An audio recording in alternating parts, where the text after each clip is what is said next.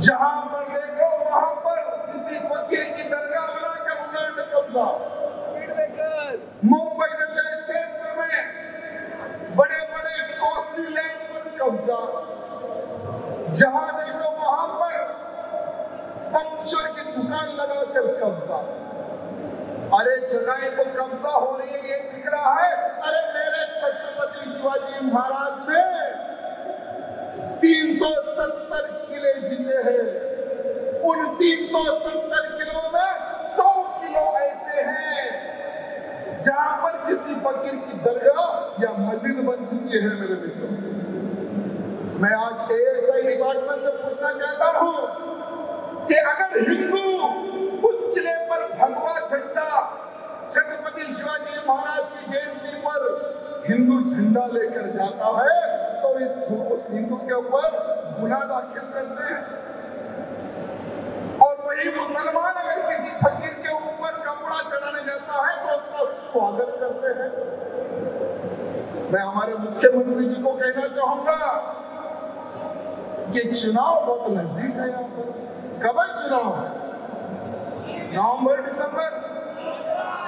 उससे पहले ये 100 किलो पर जिन लोगों ने कब्जा किया है उसको साफ कर दे। छत्रपति शिवाजी महाराज के किले पर हरा कपड़ा नहीं दिखना चाहिए, सिर्फ भगवा ही भगवा दिखना चाहिए। ये मैं हमारे देवेंद्र भैया जी से और मुख्यमंत्री से निवेदन करना चाहूंगा।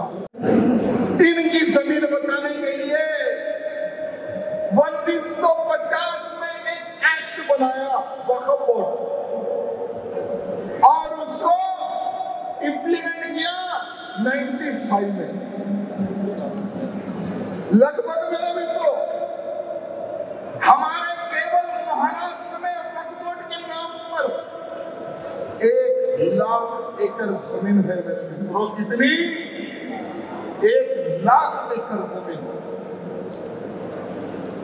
पुणे में 9,300 एकड़, नागपुर में 9,200 एकड़, नासिक में 8,400 एकड़, कोंडाना में 6,000 एकड़, अमरावती में 2,800 एकड़, संगली में 2,500 एकड़, ऐसे करके 1 लाख एकड़ जमीन इन वक्फ बोर्ड वालों के पास है केवल महाराष्ट्र में। मेरे मित्रों, अगर हम पूरे भारत की अगर हम बात करें मेरे मित्रों तो पूरे भारत में लगभग 18 एकड़ यानी 18 लाख एकड़ जमीन एक डिफेंस के पास है, 12 लाख एकड़ रेलवे के पास है, तो सिर्फ वक्फ बोर्ड के पास 10 लाख एकड़ जमीन है। मेरे मित्रों पूरे भारत में। मैं हमारे प्रधानमंत्री जी से निवेदन करना चाहूंगा और हमारे एकनाथ जी से निवेदन करना चाहूंगा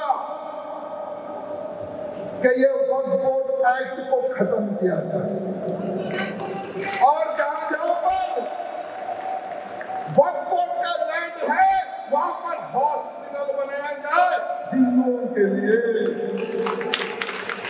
जहां पर वक्फ बोर्ड का लैंड है वहां पर स्टेडियम बनाए जाए हिंदुओं के लिए, कॉलेज बनाए जाए हिंदुओं के लिए। अरे जिनको घर नहीं है उनके लिए घर बनाए जाए हिंदुओं के लिए, क्योंकि ये जगह इनके बाप की नहीं है। मेरे मित्रों, ये जगह हमारी है, हिंदुस्तानियों की है और हिंदुओं की है। मेरे मित्रों, अगर ये एक्ट खत्म नहीं हुआ, इस एक्ट को इतना मजबूत कर दिया गया, ये शेड आप देख रहे होंगे। अगर कोई भी वक्फ बोर्ड का मेंबर कहेंगे कि ये वक्फ बोर्ड का लैंड है तो भारत का कोई भी कोर्ट, कोई भी अदालत, कोई भी सरकार, हमें सरकार की निंदा नहीं करना है, लेकिन हमें सरकार के हाथ मजबूत करना है और हमारे एकनाथ शिंदे जी जो हिंदुवादी मुख्यमंत्री है उनको कहना है इस मंच के माध्यम से कि महाराष्ट्र का ही नहीं पूरे भारत का हिंदू आपके साथ है। मुक्त करिए मलंगड़ को।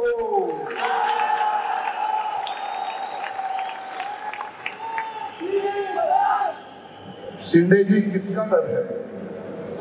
किसका डर है? अरे हमारी सभाओं को रोका जा रहा है, किसका डर है? हमारे ऊपर एफआईआर की जा रही है, किसका डर है? हमें महाराष्ट्र में आने से रोका जा रहा है, किसका डर है? शिंदे जी, डरो मत, हम आपके साथ हैं। जब बुलाओगे तब हम आपके पास आएंगे, जहां बोलोगे वहां जाएंगे, जिस क्षेत्र में बोलो उस क्षेत्र में जाकर रहकर आपके हाथ हम मजबूत करने का काम करेंगे।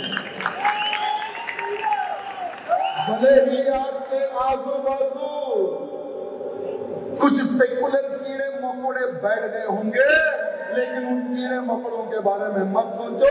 जो हिंदू हित की बात करेगा वही महाराष्ट्र में राज करेगा।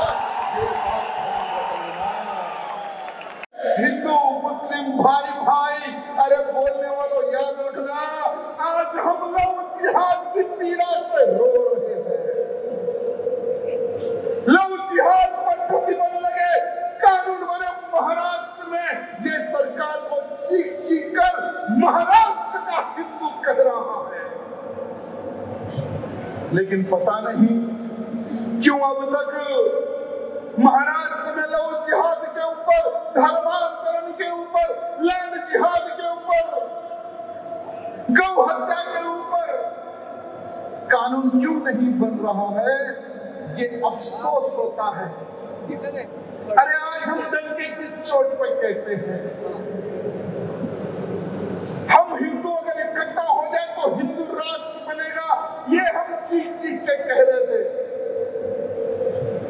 लेकिन आज नहीं लगता है, नहीं लगता है हमें कि हम हमारे भारत को हिंदू राष्ट्र घोषित कर सकते हैं। अब नहीं लगता है मेरे मित्रों। भले ही ये धर्म सभा है, लेकिन चुनाव की दृष्टि में भी हमें देखने और समझने की आवश्यकता है कि हमारा हिंदू किस प्रकार से पट गया और लव जिहादी किस प्रकार से इकट्ठा हो गया, ये सोचने और समझने की आवश्यकता है मेरे मित्रों। अगर इस बार चुनाव में अगर हम 400 पार कर देते हैं तो हिंदू राष्ट्र घोषित हो जाता मेरे मित्रों, हिंदू राष्ट्र घोषित हो जाता। एबीपी माझा, उघडा डोळे बघा नीट।